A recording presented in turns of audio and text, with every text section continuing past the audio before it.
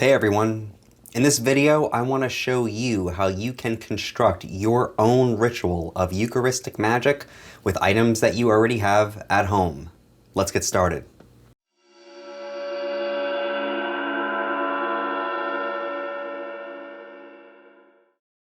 So in this video I want to show you how you can do Eucharistic magic at home with stuff that you probably already have laying around the house.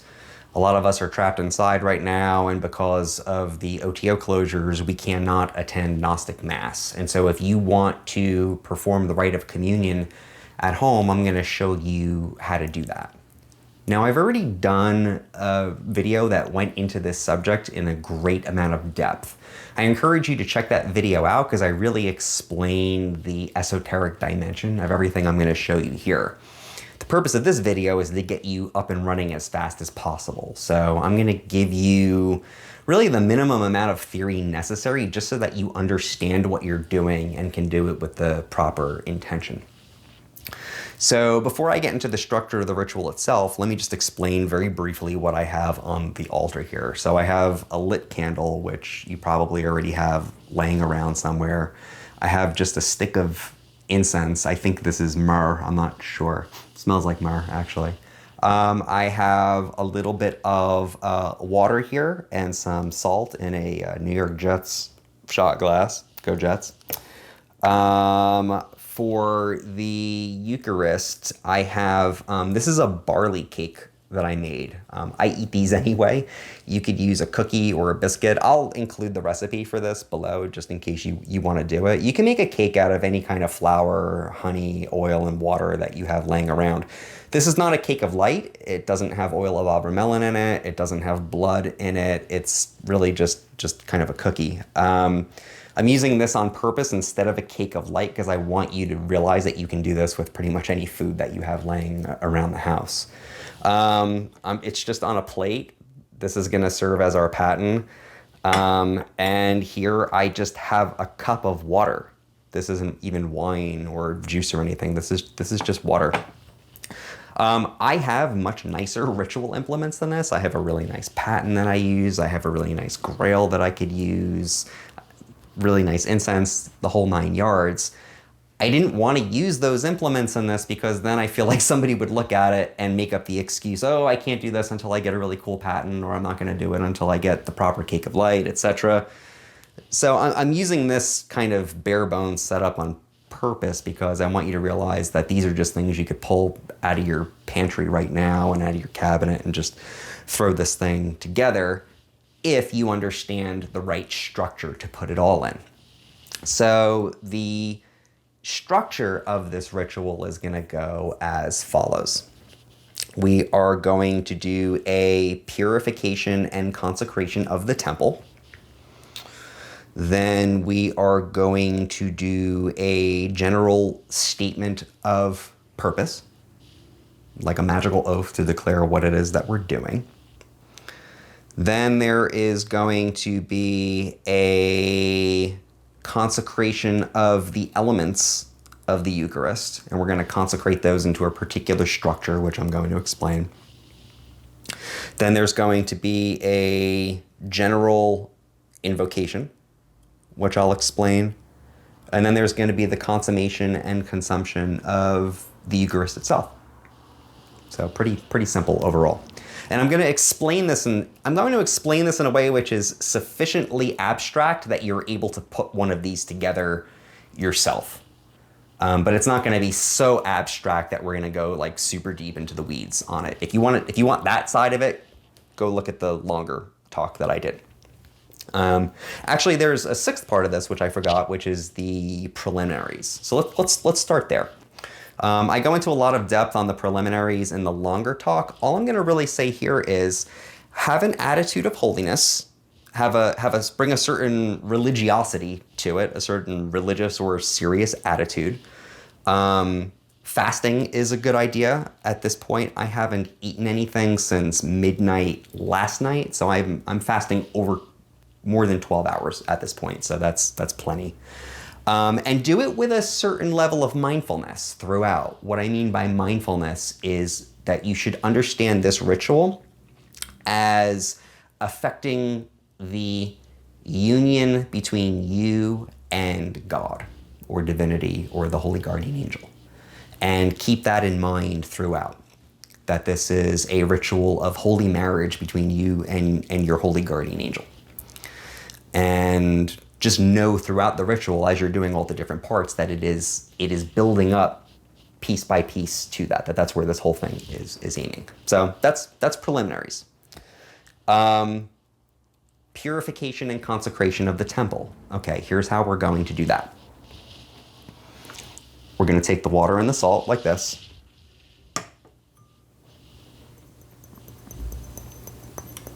Put the salt in. Stir it.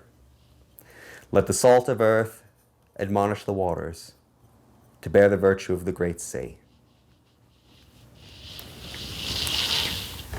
Mother, be thou adored.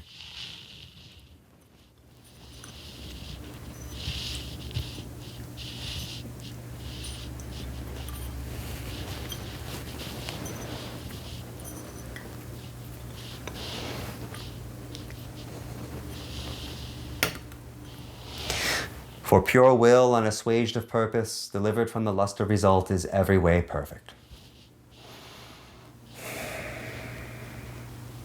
That's purification. Now for consecration.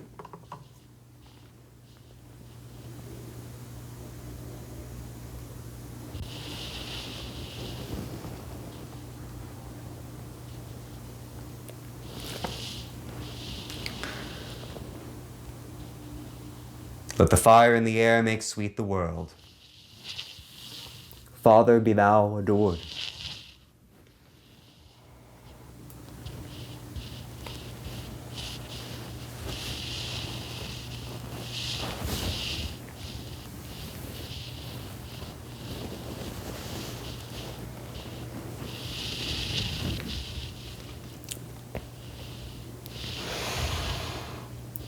I am uplifted in thine heart, and the kisses of the stars rain hard upon thy body.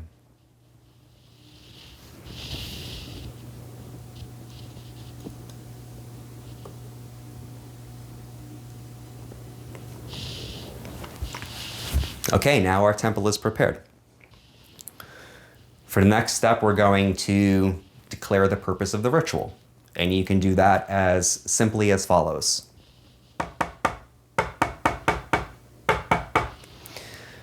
Do what thou wilt shall be the whole of the law. It is my will to consummate this Eucharist, that I may fortify my gross and subtle bodies thereby, that I may accomplish the great work. Love is the law, love under will. And I stole that one from Tau Polyphilus from his short Eucharist. You can substitute something else there if you'd prefer.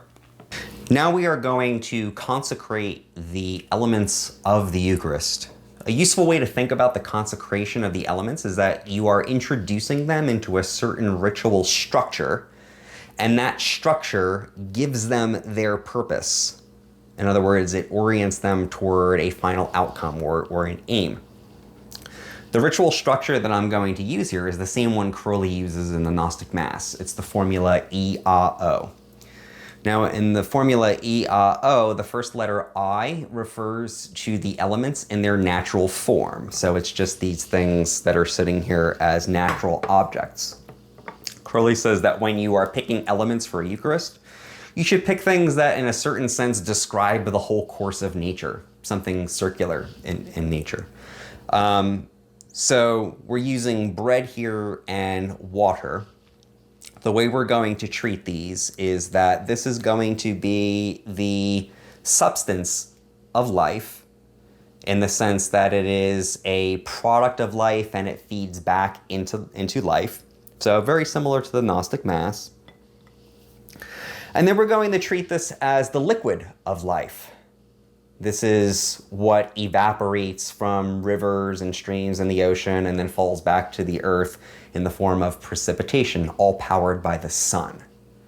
So one way to think about this is that this is substance or stability and this is motion. And so we're going to affect the unity of these two things in this ritual. Now you can do this with different elements. You can do this with elements of your choice. You don't have to use 2 elements. You can use 3 or 4. Crowley talks about this in Magic and Theory and Practice. Check it out there. I'm going to do this with 2 elements, and I'm largely improvising this. I haven't really planned beforehand exactly how I'm going to do this. So I want to show you that you can do this. This doesn't have to be perfect. So it would go something like this. Okay. This is the energy of my body. This is the product of my labor. May this be the body of God.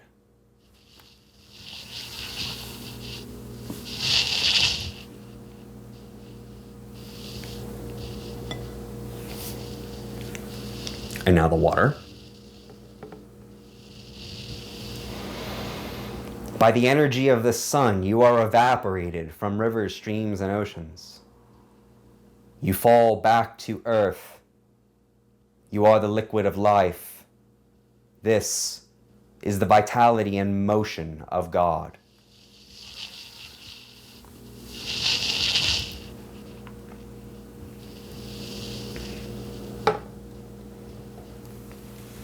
Okay, that's the I portion. Now the A portion is the destructive phase. That's where these are transmuted into something of spiritual substance. The way this is done in the Gnostic Mass is that they are united in the sun, which is the marriage place between the Holy Guardian Angel and the Adept, where they come together. I hereby offer these substances, life and motion, up into holy union in the sun. God be adored.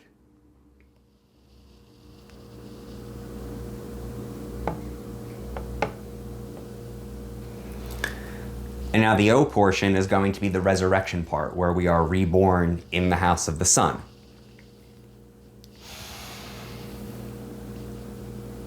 May this offering be uplifted to our Lord the Sun, so that we may experience everlasting life. Amen. Simple enough. You can introduce some other words here if you prefer. Okay. Now we're going to do a general invocation. You could choose a lot of different things here. Obviously, it's the anthem and the Mass. You could use the Unity Uttermost Showed portion of the Book of the Law. I'm going to use the prayer to Rahor Kuit from the Book of Lies. Now I begin to pray. Thou child, holy thy name and undefiled. Thy reign is come, thy will is done. Here is the bread, here is the blood. Bring me through midnight to the sun. Save me from evil and from good, that thy one crown in all the 10, even now and here be mine. Amen.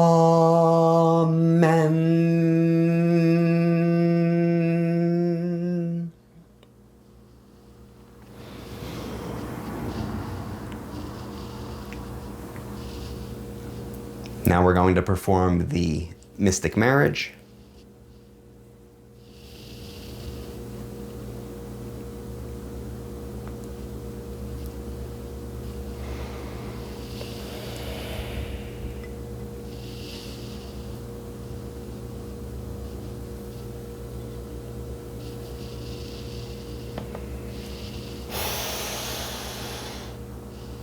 Abrahadabra.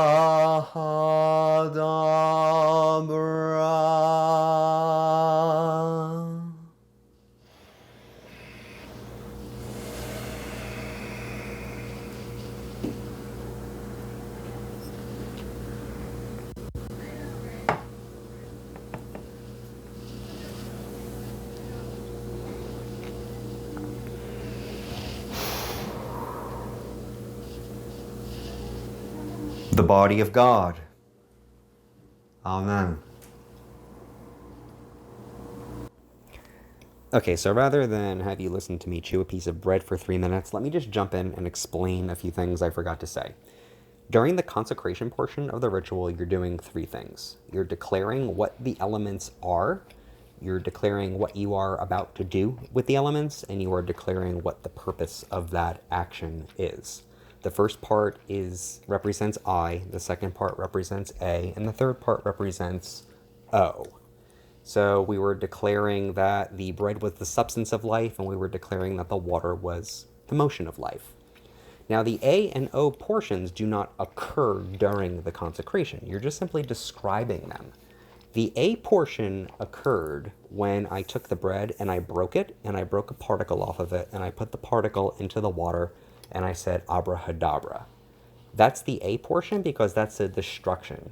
You probably remember A stands for Apophis, the destroyer. That's the destruction of the original matter. So whatever you're doing the Eucharist with, you have to do some kind of symbolic breaking or destruction of it, because what you have are two opposites. In this case, substance and motion, or stability and motion, and you're bringing them together and annihilating them into one another. And when I do that, I say the word abrahadabra, because that is the word in Thelema that describes the great work, the unification of opposites. The O portion happens at the end of the ritual after I am through consuming it. So you're about to see it in a second. I'm consuming the water now. And in a second, I'm going to cross my arms and I'm going to say words of surrender.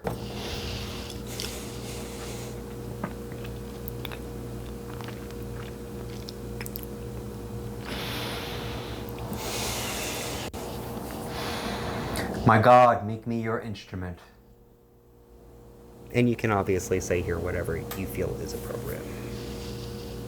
And there you go. It's as simple as that. So there you have it. As you can see, the ritual that I did was pretty rough. I actually improvised all of that. I didn't have any of it planned beforehand. It was kind of clumsy, but I wanted to do it that way on purpose so that you could see how easy it is to just put one of these together. So if you actually sit down and plan this thing out and maybe, write out some portions of it, you can be very effective at creating one of these for use at home. If you found this valuable, let me know below. Leave a comment or at least click like. And as always, make sure you hit subscribe, and I'll talk to you next time. Bye.